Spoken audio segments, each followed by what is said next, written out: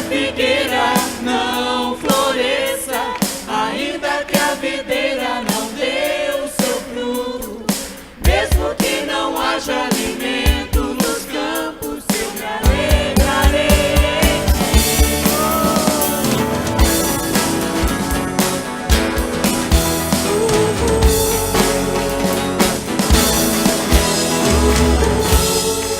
Aleluia, Senhor. Ainda que a figueira não floresça, vamos aplaudir o nosso Deus. O Senhor é conosco. O Senhor é o nosso Deus. Santo, santo é o teu nome. Aleluia. Glórias a ti.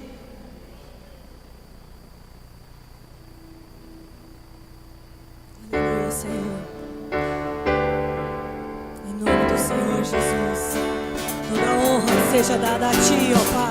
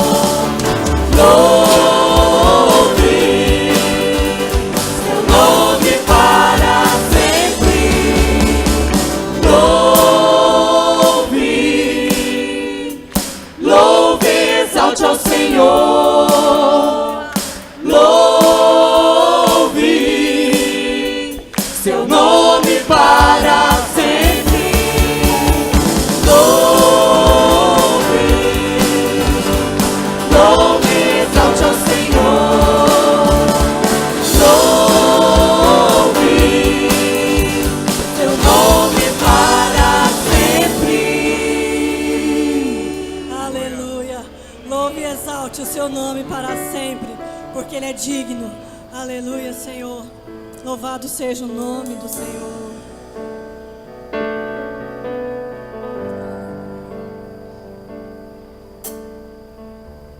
Mestre, eu preciso de um milagre. Transforma a minha vida, o meu estado. Faz tempo que eu não vejo a luz do dia. Estão tentando sepultar minha alegria, tentando ver meus sonhos cancelado. Lázaro ouviu, ó Pai. Lázaro ouviu a sua voz quando aquela pedra removeu. Depois de 4 dias ele reviveu. Mestre, não há outro que possa fazer aquilo que só o teu nome tem todo o poder. Eu preciso tanto de um milagre. Remove a minha pedra, me chama pelo nome, muda minha história, ressuscita os meus sonhos, transforma minha vida, me faz um milagre, me toca nessa hora, me chama para fora, ressuscita-me. Mestre, eu preciso de um milagre, transforma a minha vida, o meu estado. Faz tempo que eu não vejo a luz do dia, estou tentando sepultar minha alegria, tentando ver meus sonhos cancelados. Lázaro ouviu a sua voz quando aquela pedra removeu. Depois de 4 dias ele reviveu. Mestre, não há outro que possa fazer aquilo que só o teu nome tem todo o poder. Eu preciso tanto de um milagre. Remove a minha pedra, me chama pelo nome, muda minha história, ressuscita os meus sonhos, transforma minha vida, me faz um milagre, me toca nessa hora, me chama para fora, ressuscita-me. Tu és a própria vida. Tu és a própria vida, a força que há em mim. Tu és o Filho de Deus, que me ergue pra vencer. Senhor de tudo em mim, já ouço a tua voz, me chamando pra viver uma história de poder. Remove a minha pedra, me chama pelo nome, muda minha história, ressuscita os meus sonhos, transforma minha vida, me faz um milagre, me toca nessa hora, me chama para fora. Remove a minha pedra, me chama pelo nome, muda minha história, ressuscita os meus sonhos, transforma minha vida, me faz um milagre, me toca nessa hora, me chama para fora, ressuscita-me.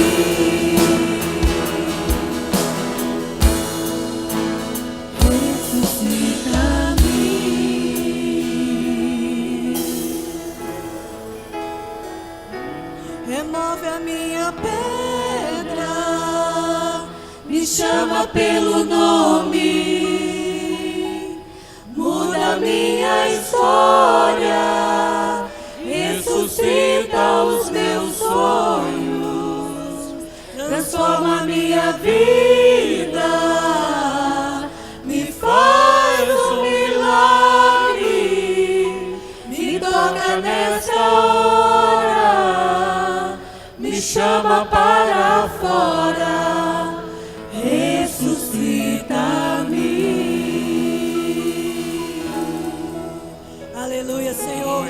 ressuscita os sonhos aqui neste lugar.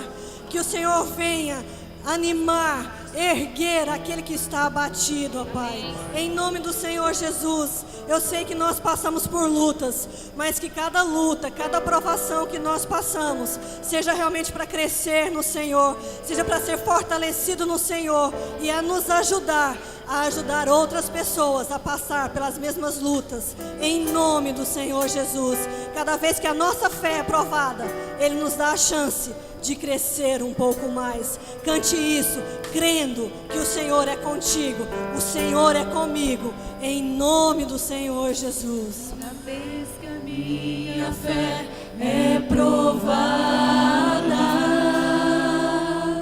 Tu me dás a chance de crescer um pouco mais.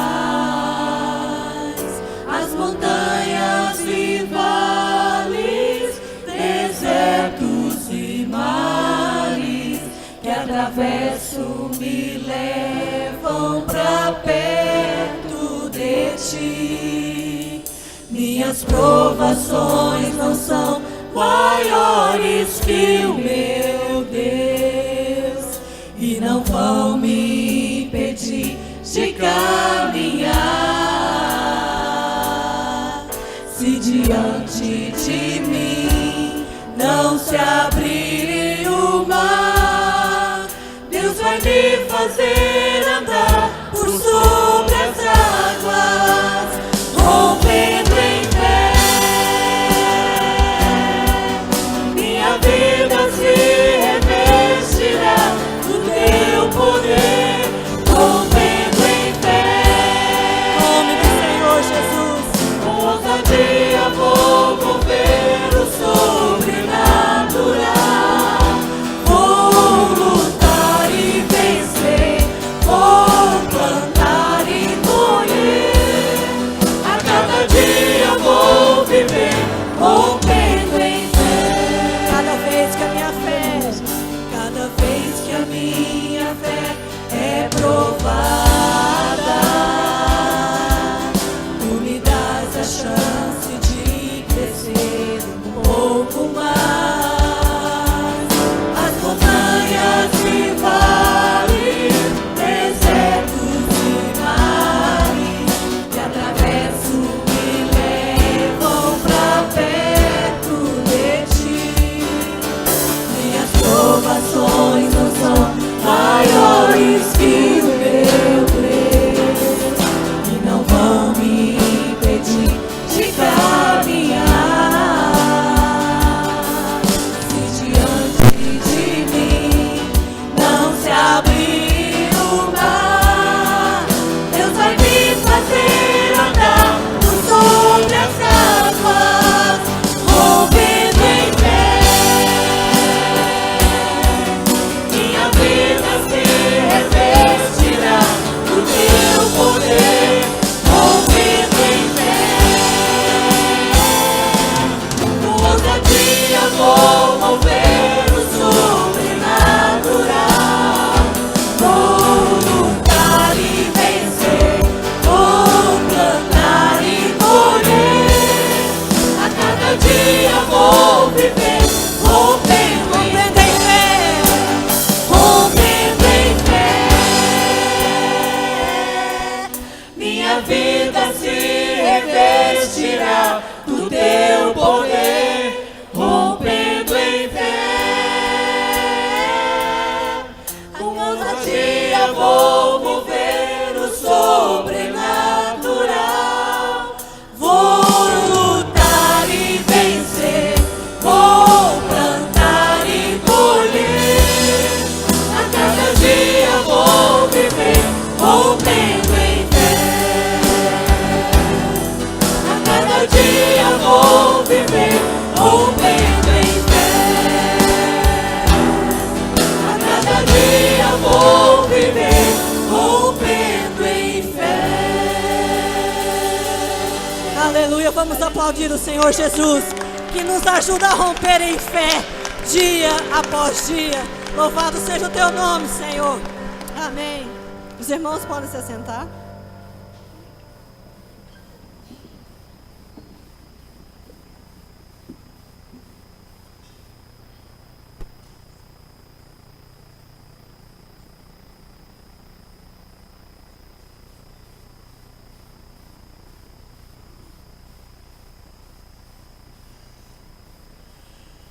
Graças a Deus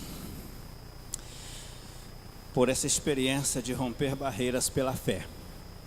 Amém? Se elas não se romperem, Deus dá um jeito. Ele nos levanta, tá? A gente ainda continua sem boletim informativo, são as férias. Só as férias, tá? Não tem nada a ver comigo, é o mês de janeiro, tá bom? Mas terça-feira a gente está aqui reunidos para o trabalho normal, o encontro com a palavra, para a oração. Eu desafio você a vir terça-feira, tá bom?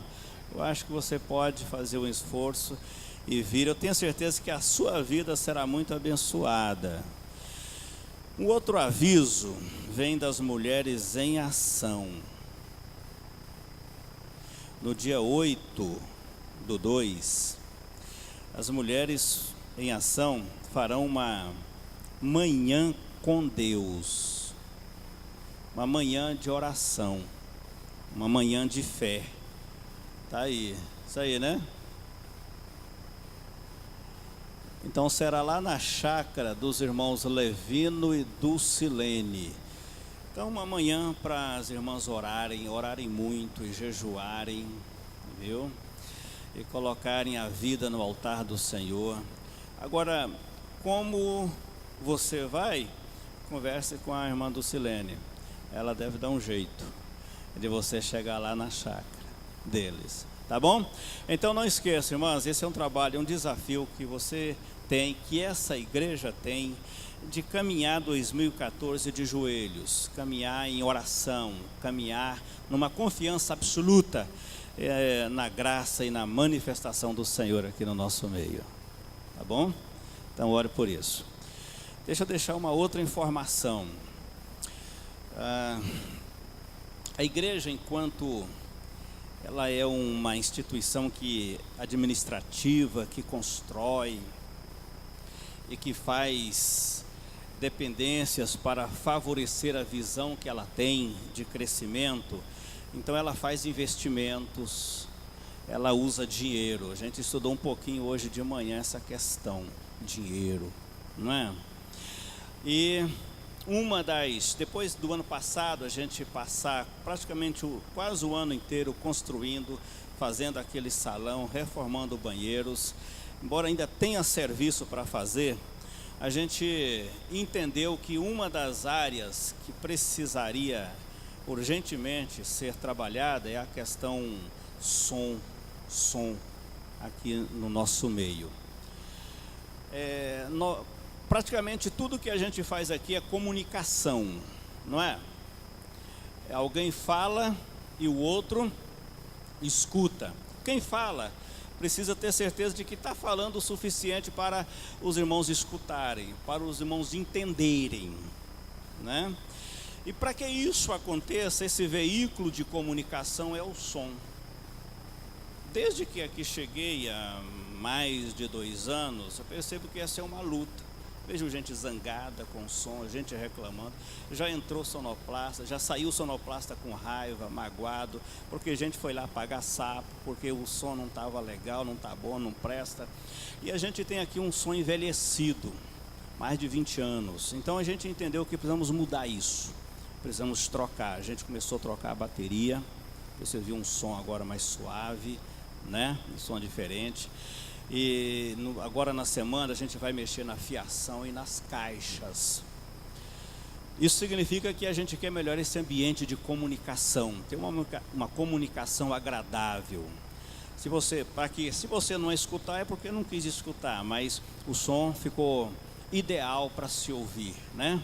Para ouvir bem e não ter nenhuma dificuldade. Nesse mundo capitalista, tudo que se faz e tudo que se compra precisa de dinheiro.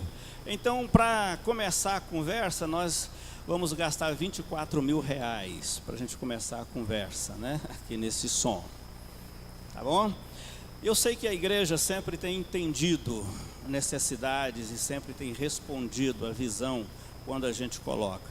Então, a partir de hoje, a gente está conclamando mais uma vez você para a gente trabalhar essas contribuições. Contribuição de fé, eu sei, contribuições que a gente faz com o coração, né? E amanhã a gente já precisa pagar 3 mil, né? A gente já começa assim, 3 mil, e vamos levantar isso hoje à noite, tá bom? Deus usando a mim e você para isso, e depois vamos fazer um parcelamento aí ao longo desse ano. Ah, mas é preciso, é claro que é uma necessidade, né?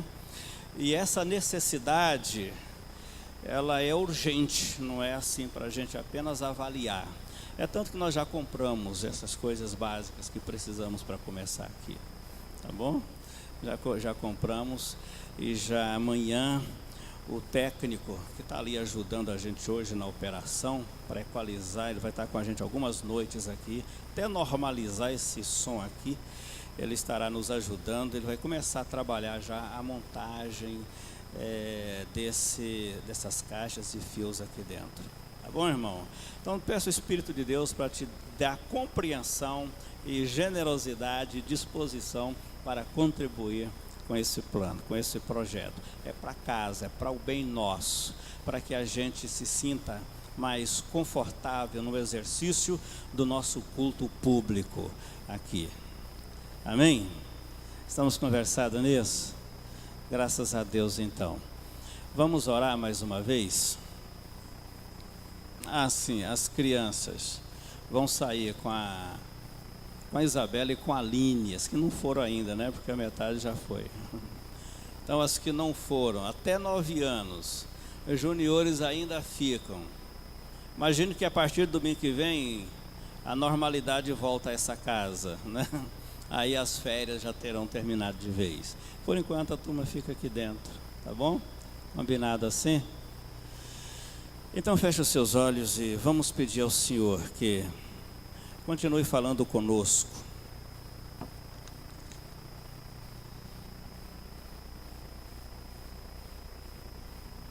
Continue abençoando o nosso coração, como Ele tem nos feito todos os dias, sempre quando nós nos reunimos aqui. Pai amado, Deus eterno, é tão bom confiar no Senhor. A gente não tem mérito algum, não temos nenhum crédito diante do Senhor, mas nós estamos aqui para exaltar a Tua graça e para dar todo o crédito a Jesus, porque a obra que Ele realizou em nós, naquela cruz, é inexplicável, está muito longe da nossa compreensão. Não conseguimos medir um amor tão grande, mas nós nos rendemos a Ti. Nós somos muito gratos ao Senhor pela obra que o Senhor está fazendo aqui, no meio dessa igreja, na vida dessa igreja, na vida de cada pessoa, na vida de cada família. E a nossa expectativa é grande, o nosso sonho é grande, e uma certeza inabalável de que o Senhor continua realizando a Tua obra, continue reconstruindo o que está destruído pelo pecado, pela nossa incredulidade ou pela nossa teimosia, porque o Teu amor é insistente e a Tua graça é persistente, e por isso nós Te louvamos aqui, apesar das lutas que a gente tem a cada dia, apesar dos grandes problemas que nós enfrentamos, que desafiam a nossa fé, mas nós estamos louvando o Teu santo nome, porque acima de tudo o Senhor já nos deu a vitória. Jesus já venceu por nós, Jesus já realizou a Tua obra em nós e por meio de nós. E agora, Pai, nós queremos que a palavra, essa palavra viva, poderosa, instrumento de cura, de libertação, de santificação, essa palavra que vem da Tua boca, que expressa Teu coração, Teus desejos, seja falada ao nosso coração. Nós não queremos apenas ouvir, queremos guardá-la, queremos que ela faça parte da nossa vida, que ela cumpra esse papel de mudar, de transformar uma igreja numa comunidade santa, uma comunidade viva, um povo conectado com os valores do reino, que tenha prazer em Te amar, que tenha prazer em se relacionar uns com os outros, que tenha prazer em exaltar o teu nome. Então continue falando conosco. Esta é a nossa oração, é o clamor da nossa alma, no nome de Jesus. Amém? Graças a Deus por isso. No domingo passado, Deus nos abençoou, nos mostrando que Ele é o Deus da esperança. E esse Deus da esperança trabalha e se revela a nós nas formas mais imprevisíveis da vida.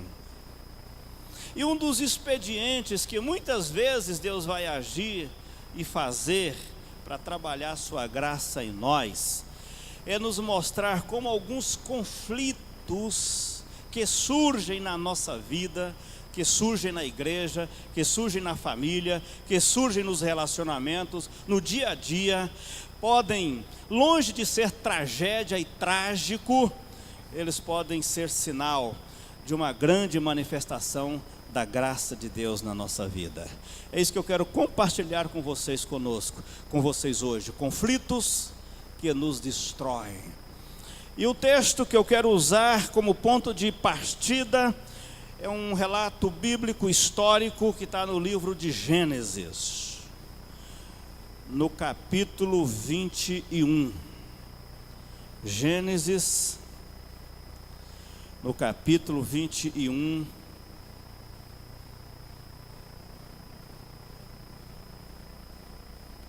A partir do versículo 9. Eu vou ler essa história. Acompanhe aí na sua Bíblia o que está dizendo. Certo dia, Ismael, o filho de Abraão e da egípcia Agar, estava brincando com Isaque, o filho de Sara. Quando Sara viu isso, disse a Abraão: mande embora essa escrava e o filho dela, pois o filho dessa escrava não será herdeiro junto com Isaque, o meu filho. Abraão ficou muito preocupado com isso, pois Ismael também era seu filho, mas Deus disse a Abraão: não se preocupe com o menino, nem com a sua escrava, faça tudo o que Sara disser, pois você terá descendentes por meio de Isaque. O filho da escrava é seu filho também, e por isso farei com que os descendentes dele sejam uma grande nação. No dia seguinte, Abraão se levantou de madrugada e deu para Agar comida e um odre cheio de água, pôs o menino nos ombros dela e mandou que fosse embora. E Agar foi embora, andando sem direção pelo deserto de Berseba. Quando acabou a água do odre, deixou o menino debaixo de uma arvorezinha e foi sentar-se a uns 100 metros dali. Estava pensando: não suporto ver o meu filho morrer. Ela ficou ali sentada e o menino começou a chorar. Deus ouviu o choro do menino, e lá do céu, o anjo de Deus chamou Agar e disse: por que é que você está preocupada, Agar? Não tenha medo, pois Deus ouviu o choro do menino, aí onde ele está. Vamos, levante o menino e pegue-o pela mão. Eu farei de seus descendentes uma grande nação. Então Deus abriu os olhos de Agar, e ela viu um poço. Ela foi, encheu o odre de água e deu para Ismael beber. Protegido por Deus, o menino cresceu. Ismael ficou morando no deserto de Parã. Este tornou um bom atirador de flechas. E a sua mãe arranjou uma mulher egípcia para ele. Deus nos abençoe. Amém? Esse ambiente aqui é de dor. Há um conflito destruindo essa família. Abrão é o pai desse menino. Sara era mulher de Abrão e não quis mais que o menino e Agar, a mãe do menino, ficasse em casa. Conflitos podem destruir uma família. Conflitos podem destruir até uma igreja. Podem amargar filhos. Podem matar os mais belos sonhos de qualquer pessoa. Conflito pode fazer paralisar muita gente no caminho. Pode deixar a gente sem ação. Conflitos roubam as nossas forças, desanimam o nosso coração e pode desfazer a intenção dos mais bem intencionados na vida. A história que a gente leu, que eu li um resumo para vocês, que vocês acompanharam aí na Bíblia, é um resumo de um conflito que existia há muitos anos na casa de Abraão, o homem de Deus, ou o pai da fé, ou o amigo de Deus. Foi um arranjo de Abraão, foi um erro dele e de Sara, um erro que ele teve que pagar por isso. As coisas aconteceram assim. Havia uma esposa frustrada com a sua vida, magoada pelas circunstâncias. Quando a gente fica frustrado com a vida que tem, começamos a ficar magoados pelas circunstâncias, pelas coisas que nós queremos e não acontecem. Era assim com Sara. Ela queria ser mãe, mas era estéril. Ela cobrava isso de Abraão todos os dias, até que ela deu uma ideia para Abraão: tem aqui uma moça que trabalha conosco, que tal você ter uma relação com ela e arrumar filhos? Qual foi a reação de Abraão? Oba, eu topo. Erro trágico. Quando Agar fica grávida, ela começa a achar que era a mulher poderosa, a amante preferida de Abraão, portanto, melhor do que a esposa. Aí começa uma guerra, começa um conflito, e então ela é mandada de casa e vai para o deserto, para o olho do mato. E no primeiro momento, Deus vai ao encontro dela e disse: Agar, volta para casa, para com esse orgulho bobo e se humilha diante de Sara, sua senhora, e fique lá. E ela voltou para casa. Passaram-se 15 anos. Nasceu um filho de Sara chamado Isaac.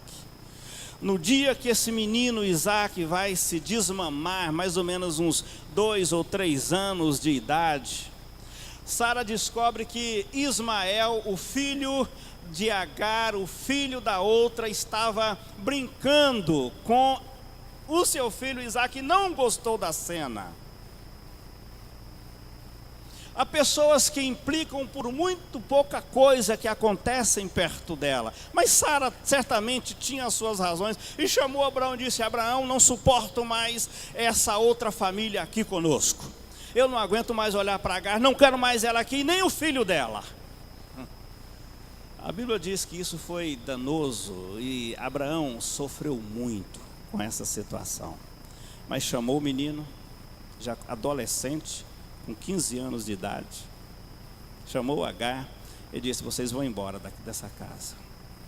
Colocou uma matulinha nas mãos dele, uns pães, uma jarra de água, pôs nos ombros dos dois, e eles de novo estavam no olho do deserto, estavam no olho da rua, ou melhor, no olho do mato. Talvez você pode imaginar: que família é essa? Como é que Abraão, o pai da fé, tem uma atitude dessa? Eu não sei como. Eu não sei nem por que essa história está aí na Bíblia. A gente fica com raiva de Abraão, com raiva de Sara. Ismael não tinha nada a ver com essa história, mas ele agora é alvo dela.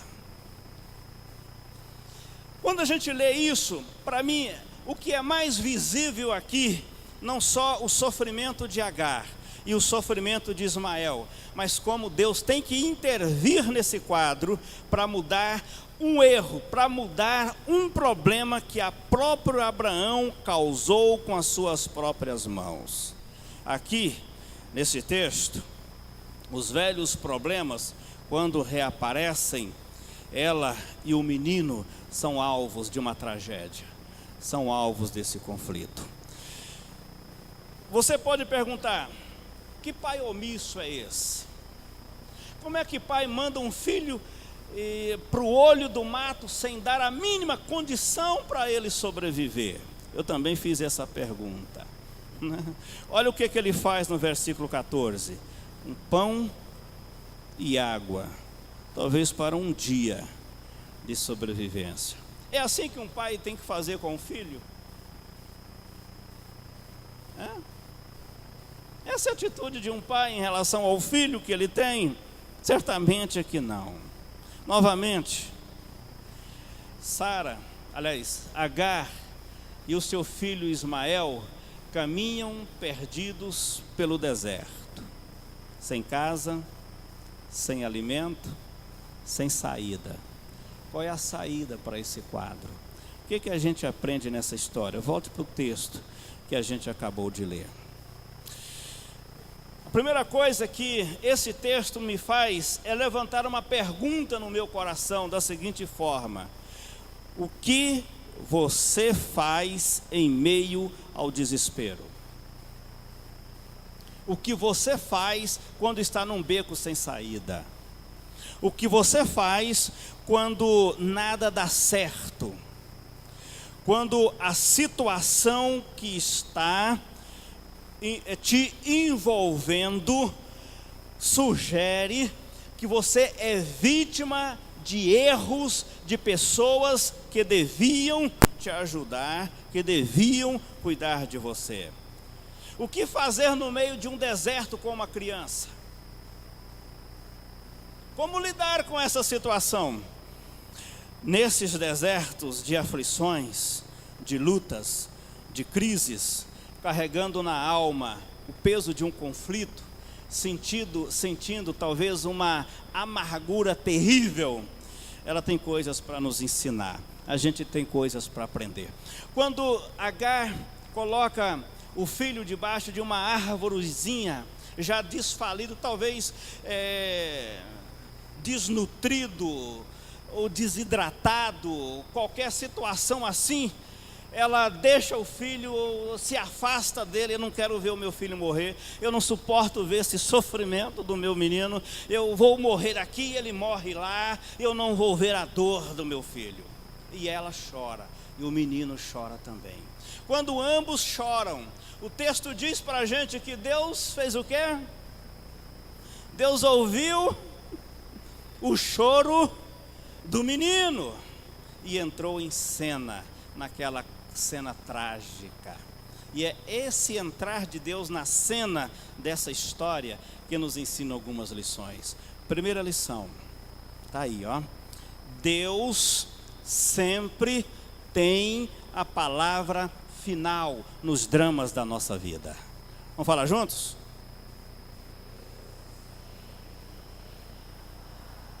Isso. Pegue isso aí na sua vida. Ponha isso aí no seu coração. Deus sempre tem a palavra final. Sabe por quê?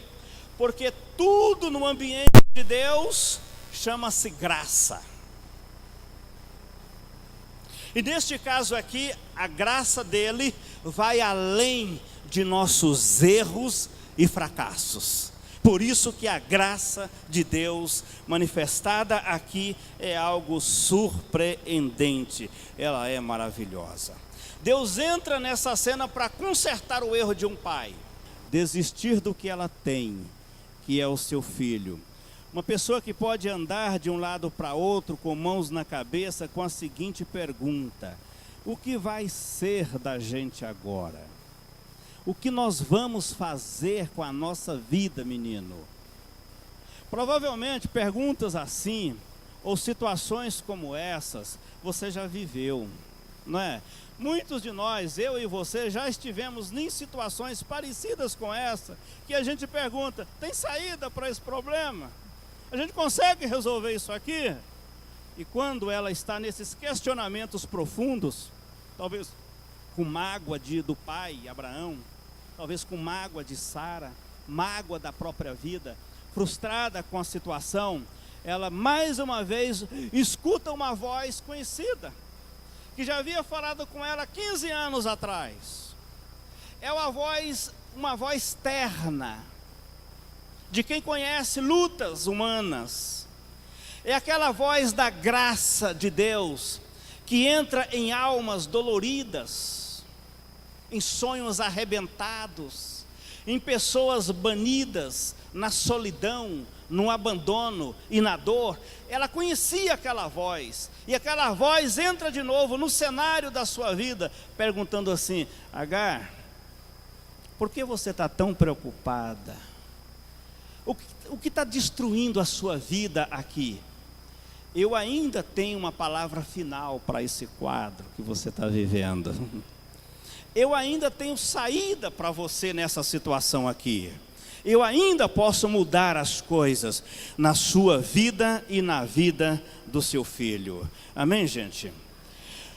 Isso me mostra, isso me revela que Deus, esse Deus da graça, sempre age nos problemas que nós mesmos criamos, nos erros e fracassos que nós cometemos. Esse Deus que falou com Agar é o mesmo que olha para a nossa vida, onde nós somos jogados, e Ele vem ao nosso alcance, Ele trabalha em nosso favor. Você quer ver alguns exemplos de como Deus graciosamente correu para socorrer, como a graça entrou para construir o que estava destruído na vida das pessoas?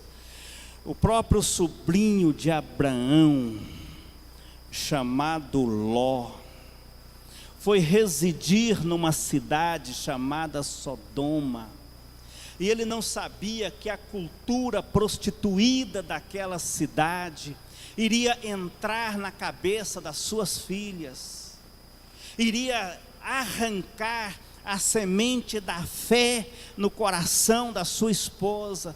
Ele não sabia, apenas sonhou com aquela cidade: é lá que vou arrumar a minha vida, é lá que vou morar, e para lá ele foi. E Deus foi lá para destruir Sodoma, e graciosamente entrou na casa de Ló, e falou com Ló do plano. E na manhã seguinte, a Bíblia diz que Deus pegou Ló pela mão e disse: Ló, sai logo dessa casa, sai logo dessa cidade, porque eu vou destruir isso aqui. Sabe o que isso lembra para a gente? Todos os nossos cálculos, todos os planos que a gente tem de crescimento, de prosperidade, de nos dar bem na vida, poderão nos levar ao fracasso, se nós não tivermos a graça de Deus que nos alcança. Você assenta, faz cálculos, faz planos, elaboram ideias, mas se a graça de Deus não vier ao seu socorro, ao meu socorro, são planos fracassados na nossa vida. Foi isso que aconteceu com Ló. Outra história que me lembra muito como a graça de Deus é capaz de alcançar os miseráveis, é quando a gente olha para a cruz de Cristo. Ao lado de Cristo naquela cruz tem dois homens, tem dois ladrões, tipo nosso, retrato da humanidade, gente que na vida é arrebentada pelo pecado, mas um é alcançado pela graça. Jesus olha para ele e diz o seguinte: filho, hoje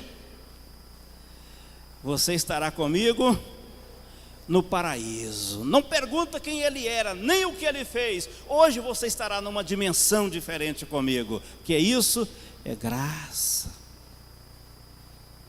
A manhã do julgamento de Jesus chegou. Numa cela fria estava Barrabás, rebelde, assassino, o pior dos piores. Quando amanheceria o dia, quando o sol nascesse, o algoz entraria ali e diria: Barrabás, é hoje o seu fim. Mas a mensagem que talvez o soldado leva para ele naquela manhã é outra: Barrabás, eu não sei explicar, mas você está livre. Pegaram um tal de Jesus e o prenderam e vão matá-lo em seu lugar. Barrabás não entendia nada, não sabia nada, mas ele foi alcançado pela graça. A graça que alcança o homem nos seus piores fracassos, nos seus piores momentos, estava ali. Agora Agar, ali naquele deserto, sem nada, chorando a dor do seu filho, o anjo chama-a pelo nome e abre os olhos dela e faz ela ver uma fonte de água. Agar, aqui está a sua salvação, não te abandonei não. Agar olha apenas uma fonte de água, mas se você vasculhar a palavra, você vai descobrir que ela não apenas viu uma fonte de vida, ela viu a própria vida que poderia mudar o seu quadro de morte. Ela viu aquele que é o autor da vida, que mata a sede daquele que está morrendo nos desertos da vida. Ela viu aquele que salva, ela viu aquele que vê, ela viu o Jeová Rafá, que cura as enfermidades do seu povo. Agora, quando nós olhamos para os dramas que acontecem no deserto com Agar, podemos também entender que no deserto da vida, coisas ruins acontecem conosco. E nesse deserto, pode ofuscar a esperança, mas Deus abre os olhos da fé. Preste atenção: sofrimentos, problemas, podem ofuscar a esperança, mas Deus abre os olhos da fé. Quando Deus abre os olhos da fé, você enxerga o invisível, você vê o sobrenatural. E eu pergunto assim: por que Agar não tinha visto aquela fonte antes? Deus teve que abrir os olhos dela para que ela enxergasse. Porque crentes não conseguem enxergar os propósitos de Deus na sua vida. Porque a gente não consegue enxergar saídas que Deus coloca diante de nós. Há pelo menos 3 causas dessa cegueira. Uma delas chama-se incredulidade. Gente, a incredulidade faz você se afastar de Deus. A incredulidade te faz olhar apenas para o plano natural da vida. A incredulidade nos impede de ver o que Deus nos mostra. Outro obstáculo para essa visão sobrenatural é a amargura. O coração de Agar estava amargo, certamente. Havia algo no coração dela que tornava-o como pedra. E Deus precisava quebrantá-lo. Crentes amargos não têm a experiência do mover do Espírito na sua vida. Igreja amarga não vê o sobrenatural de Deus no seu meio. Famílias, maridos, esposas amargas ou amargos, eles vivem um relacionamento frio e à beira da destruição. Filhos amargos viram as costas para seus pais. A amargura deixa o coração da gente engessado, petrificado, fechado. Uma outra razão: olhos embaçados pelas lágrimas. Maria Madalena também, quando estava lá na beira do túmulo de Jesus, chorando, e Jesus se aproximou dela, e ela não o reconheceu. Uma das causas é porque os seus olhos estavam embaçados pelas lágrimas. Há muita gente que chora e se deprime, e porque se deprime chora, e os olhos embaçados pelas lágrimas impedem a visão do sobrenatural de Deus. Por isso que há uma promessa, gente, que é dada para a igreja, para o crente, que nos faz olhar para o futuro, porque haverá um dia que Ele enxugará de nossos olhos toda. Que bênção tremenda essa revelação de Jesus para a sua igreja. Ele enxugará de nossos olhos toda lágrima. No deserto da vida, na sequidão do deserto, na sequidão dos dias maus, nós temos uma fonte para a nossa alma. E há uma promessa extraordinária que Isaías expressou, mostrando como Deus faz com o seu povo. Você quer ver lá? Abra sua Bíblia, Isaías 41. E leia pausadamente, leia com o coração aberto, com os olhos abertos, essa promessa de Deus para a sua vida, para o seu coração. Como o Espírito Santo pega essa palavra e a planta como semente viva no coração de quem traz uma alma seca, precisa de uma saída, precisa de cura para a sua vida, para a sua alma. Olha Deus dizendo, olha o Espírito dizendo isso para você aqui, querido. Eu sou o Senhor, aquele que faz um caminho pelo mar. Mas no versículo 17, ele diz assim, que faz saírem juntos os carros e os cavalos, o exército e seus reforços, eles jazem ali para nunca mais se levantarem, exterminados, apagados como um pavio. Agora diz o versículo 18, esqueçam o que se foi, não vivam do passado. Graças a Deus por isso. Veja, estou fazendo uma coisa. O que diz o versículo 18? Estou fazendo uma coisa. Estou fazendo uma coisa. O que diz aí o versículo 17, 18, 19? Estou fazendo uma coisa. Isaías 43, 19. Então desculpa, estou lendo outro. 43, 19, tá? Estou fazendo uma coisa. Estou fazendo uma coisa. Diga aí, ó, Deus está fazendo uma coisa nova na sua vida. Ou diga aí para o seu irmão, Deus está fazendo uma coisa nova na sua vida. Você acredita nisso? Dê uma olhadinha para a sua casa. Deus está fazendo uma coisa nova ali. Dê uma olhadinha para essa igreja. Diga assim, Deus está fazendo uma coisa nova aqui. Deus está dizendo isso para a sua vida aqui, irmão. Eis que eu faço uma coisa nova.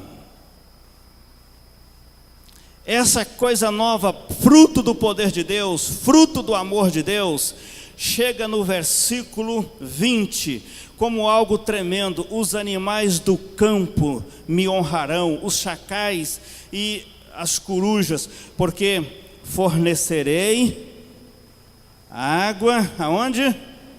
No deserto, e riachos no ermo, para dar de beber ao meu povo, o meu escolhido. Agora volta para o texto que está aí projetado, 41, no versículo 17.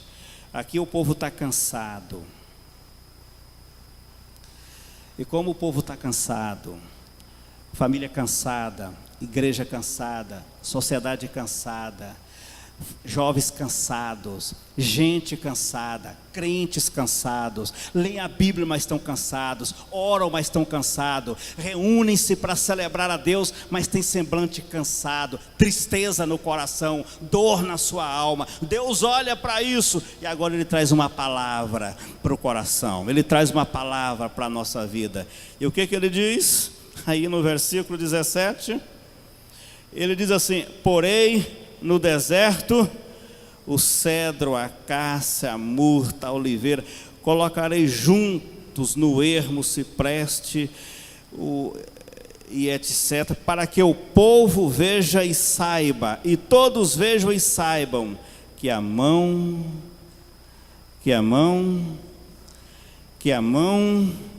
do Senhor fez isso, a mão do Senhor plantou, a mão do Senhor construiu, a mão do Senhor deu vida, a mão do Senhor fez isso.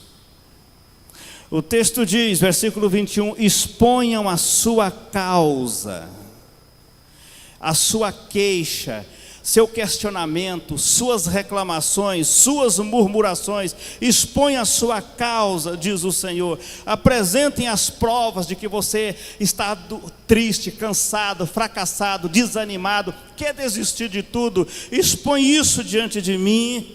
Olha o que ele garante: tragam os seus ídolos para dizerem que vão acontecer, que eles nos contem como eram as coisas que consideram importantes e saibam o resultado final.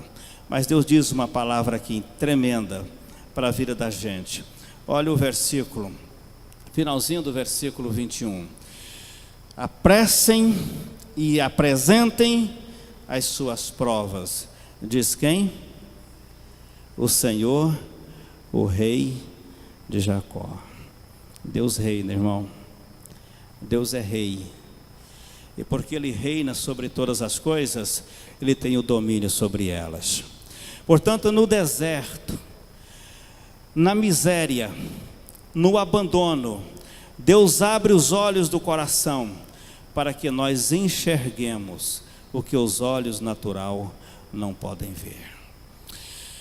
Terceira lição que esse quadro de Agar inspira para a nossa alma é a seguinte: o deserto da vida produz solidão e medo, mas as promessas de Deus trazem cura.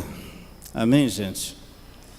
Na solidão e no sofrimento, o medo pode ditar as regras, pode fazer a gente fugir, se encolher em algum canto, mas Deus tem cura. Ele tem suas promessas para nós. Ele chega para Agar e diz: Agar, tenha medo não, filha. Não precisa ter medo dessa situação não. Olha o que eu providenciei para você. Olha o seu filho de novo. Eu vou fazer dele um homem de verdade. Ele será pai de uma grande família. O que nós aprendemos aqui, amados? O deserto foi uma escola para Ismael, um lugar que ele chorou. Ele tinha tudo para ser o adolescente mais revoltado da vida. Dê uma olhadinha nos adolescentes revoltados que tem por aí, que causa lágrimas nos seus pais, que fazem mãe chorar, passa a noite acordada. Sabe por que eles são revoltados? Porque são mimados.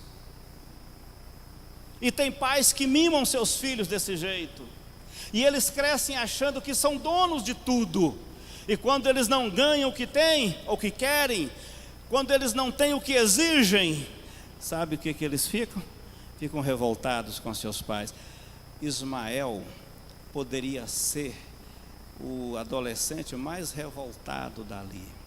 Poderia lembrar do seu pai e disse: pai, aquele pai Abraão, que diz que crê em Deus, olha o que ele fez comigo, olha o que ele fez com a minha mãe, olha onde ele nos deixou. Mas a Bíblia vai contar a história rapidinha de Ismael para nós, e eu lembro dessa seguinte expressão: o deserto foi uma grande escola para Ismael. Foi um lugar que ele aprendeu tanto. Qual era o livro predileto da sua leitura? Vidas Secas. Qual era o passeio predileto daquele rapaz? escalar montanhas. Mas qual foi o resultado final da vida dele? Um homem de caráter.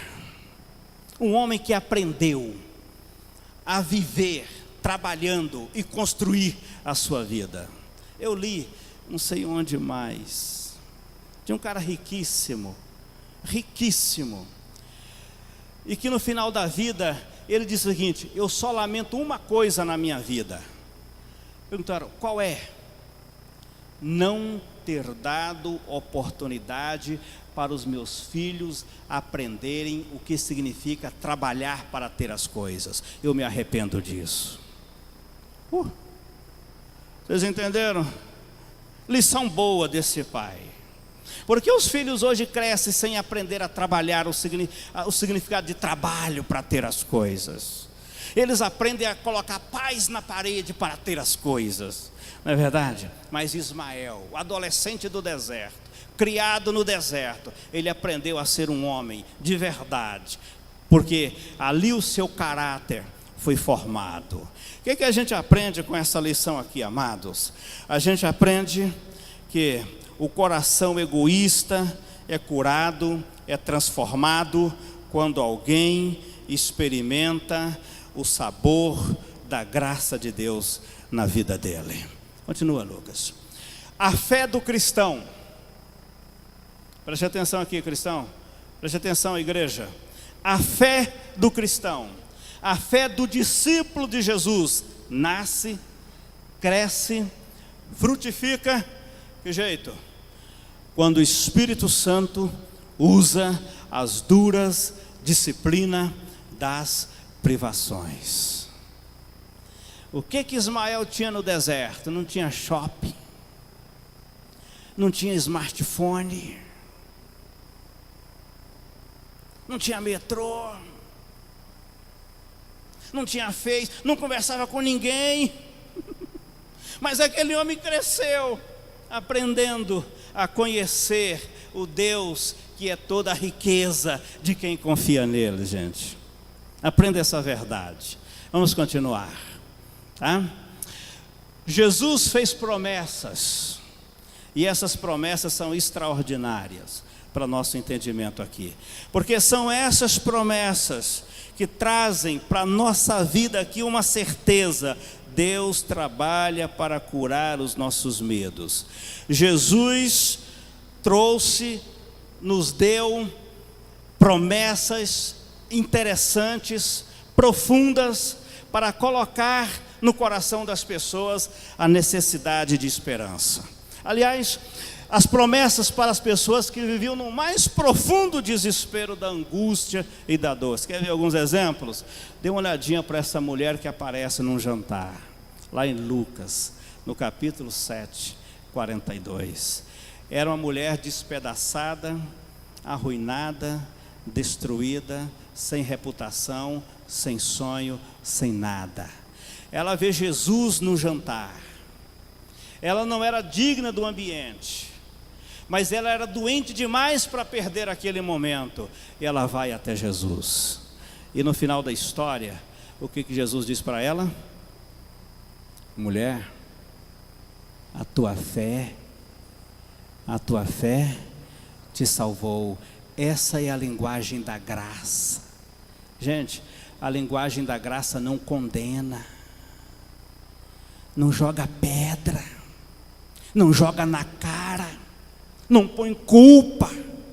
A linguagem da graça não amontoa fardo de condenação, traz libertação. A tua fé te salvou, vai em paz para a sua casa. Você já viu Marcos 9, 23 e 24? Você encontra lá um pai desesperado. O filho está com numa guerra demoníaca, que torturava sua mente e possuía seu corpo. O pai está desesperado. Aí o pai chega lá no versículo 23 e diz assim: se o senhor pode resolver esse problema, por favor, ajuda a gente. E Jesus disse: se eu posso, rapaz, tudo é possível ao que crê.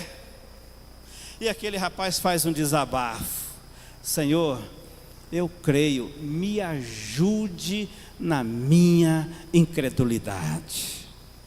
E Jesus liberta aquele menino, traz paz para o coração daquele pai e desafia a fé daqueles discípulos. Por que a gente faz isso?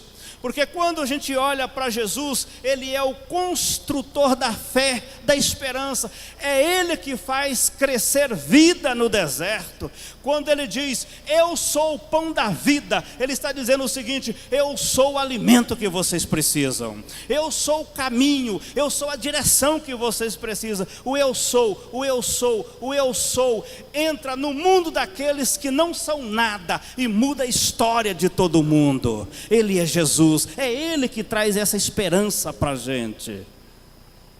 Preste atenção aqui, amados, que eu quero terminar dizendo para você que há pelo menos algumas lições que você precisa plantar no seu coração aqui e deixar o Espírito trabalhar isso na sua vida e tornar isso uma fonte inesgotável para uma vida que produz fruto para a glória de Deus. Sabe qual é? Primeira coisa aí: não busque a Deus só por causa dos problemas da sua vida. Para o discípulo verdadeiro, para quem ama Jesus, para quem crê em Jesus, para quem tem Deus como a fonte da sua vida, ele entende o seguinte: eu busco a Deus porque o meu amor está nele. O centro da minha vida é Cristo. Os problemas vêm, mas eu coloco a minha fé naquele que é maior do que os problemas. Deus não é apenas remédio para a dor da alma, Ele é a salvação para os laços do pecado na nossa vida. Não busque a Deus só por causa dos problemas. O que Agar descobre no deserto é que ela não precisava remoer o passado de um pai omisso ou de alguém que a abandonou. Ela podia viver desse Deus que a sustentou no deserto. Segunda lição, está aí, ó: caminhe firme na graça e na liberdade do perdão.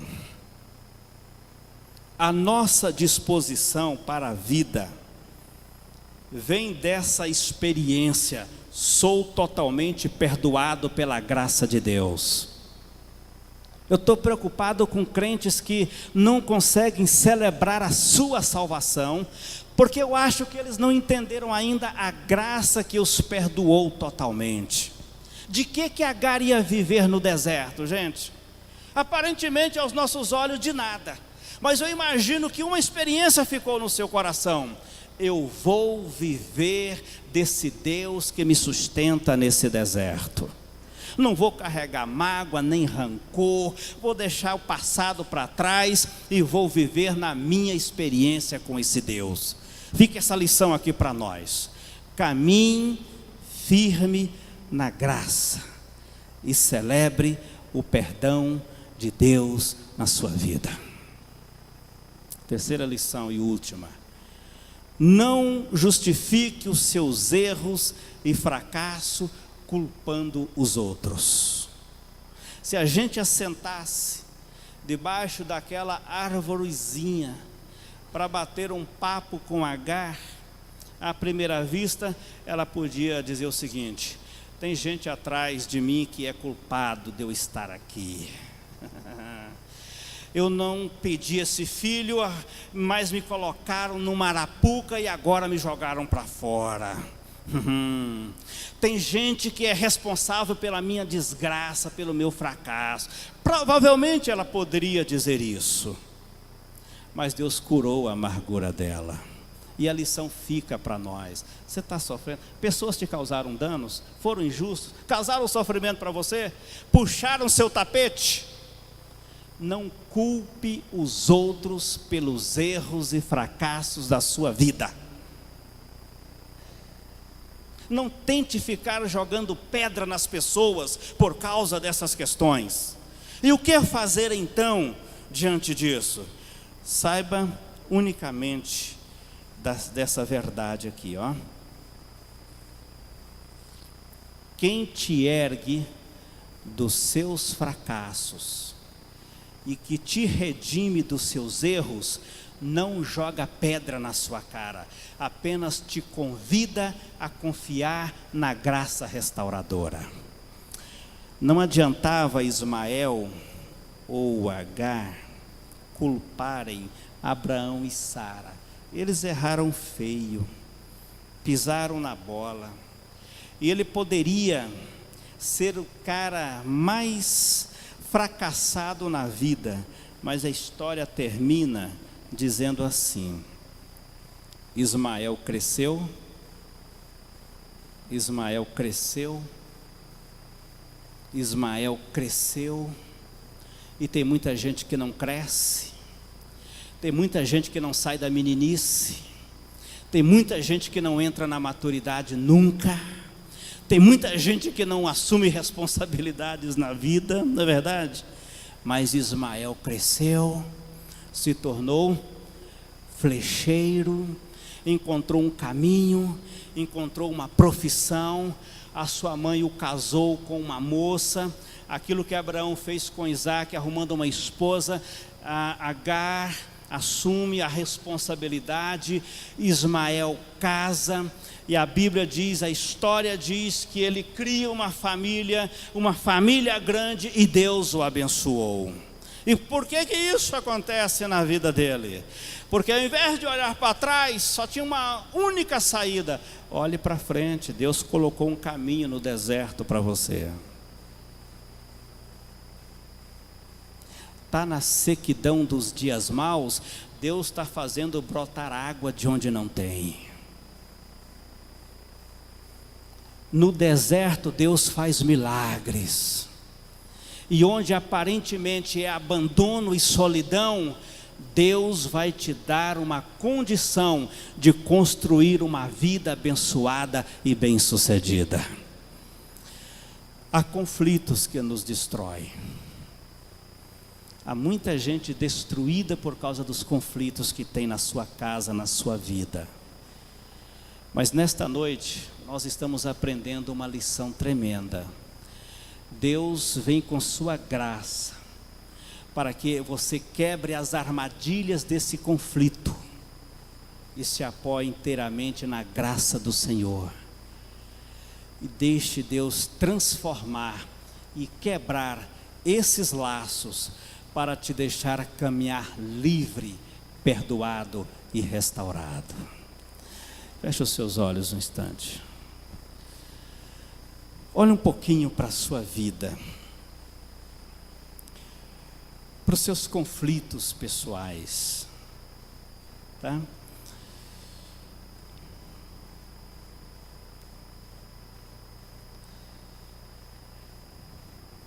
Como é que você tem lidado com seus conflitos na sua casa, na sua família?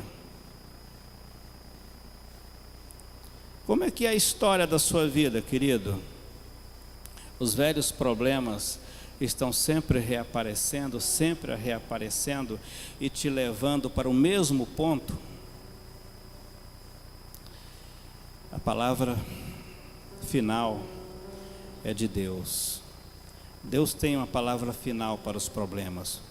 O diabo até pode dizer: você é um fracasso, tem mais saída não. Mas Deus age para consertar o que está ruim na sua vida. A graça de Deus vai muito além das nossas histórias de fracassos e erros. Na miséria e na dor, Deus abre os olhos do coração para te fazer enxergar, irmão, que Ele abre fonte de vida, Ele abre fonte de perdão, Ele abre uma fonte de esperança para o coração da gente. O que nós precisamos é ver Cristo nas tragédias da nossa vida.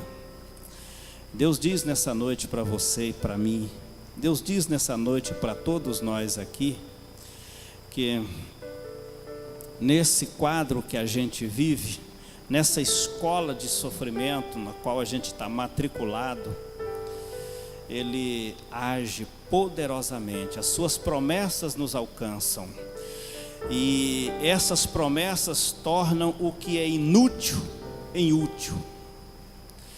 Ele transforma desespero em esperança, angústia em vitória. E eu quero convidar você a colocar isso nas mãos de Jesus agora.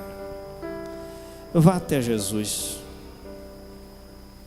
e deixe esse Jesus derramar graça nessas amarguras da sua vida. Feche os seus olhos e vamos orar. Peça ao Pai para trabalhar seu coração nessa noite. Você está culpando outros pelos seus erros e fracassos? Se tornou um refém dos problemas, prisioneiro das circunstâncias? Quer apenas que Deus resolva esses problemas ruins aí da sua vida? Deixa o Senhor fazer mais do que isso. Deixa o Senhor trabalhar a situação do seu coração, da sua mente, e colocar você conectado com essa fonte de vida e de salvação que Ele é para nós. Vamos orar. Vamos colocar em pé em nome de Jesus e vamos orar juntos. Você pode orar com a pessoa que está ao seu lado aí agora. Você pode pedir ao Senhor que trabalhe com ela, trabalhe na vida dela. Você está aí junto com a sua família, ore pela sua família em nome de Jesus. Os conflitos têm arrebentado o seu relacionamento, têm trazido tristeza e desânimo para o seu coração. Peça ao Senhor que nessa noite você quer experimentar mudanças nesse quadro, em nome de Jesus. Eu quero orar por você, igreja, quero orar pela sua família, quero orar pela sua vida aqui nessa noite.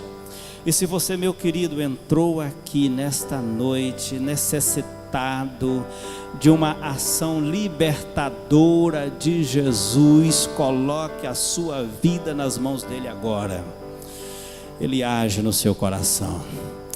Vamos orar. Pai amado, Deus eterno, o Senhor é maior do que nossa angústia, do que nosso desespero, do que nossos fracassos, de que nossos erros. O Senhor é paz no meio do conflito.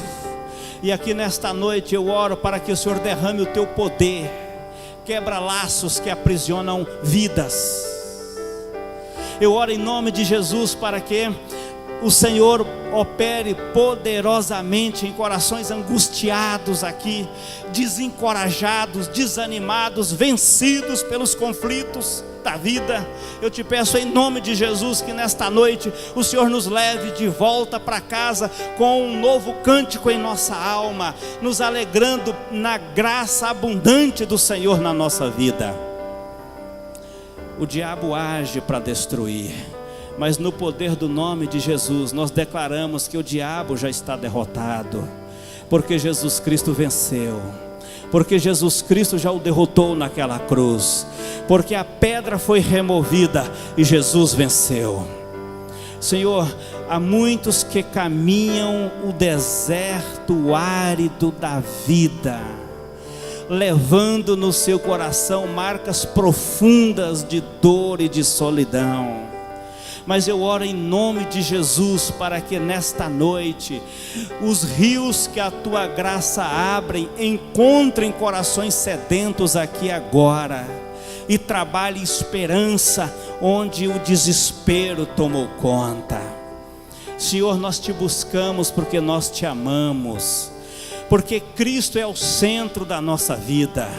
Nós não olhamos para o tamanho dos problemas ou fracassos, nós olhamos para o poder da vitória que já nos foi dado em Cristo Jesus. Senhor, nós te clamamos aqui nessa noite, ensina-nos a celebrar o perdão que o Senhor já nos deu, ensina-nos a viver na proclamação do teu grande nome, que é para a nossa vida fonte de vida e libertação. nos dê a graça de viver esse perdão que o Senhor já nos deu, e de nos libertar de todo o passado que nos incomode aqui. Nós queremos viver na graça de Jesus e exaltar o poder do Senhor a cada dia na nossa vida. Abençoa cada família, abençoa cada pessoa, cada irmão, cada irmã aqui nessa noite, para que o nosso coração seja totalmente tocado por esse poder restaurador da tua palavra. Em nome de Jesus é que nós oramos. Amém? Pode assentar, Deus te abençoe, tá? Em nome de Jesus.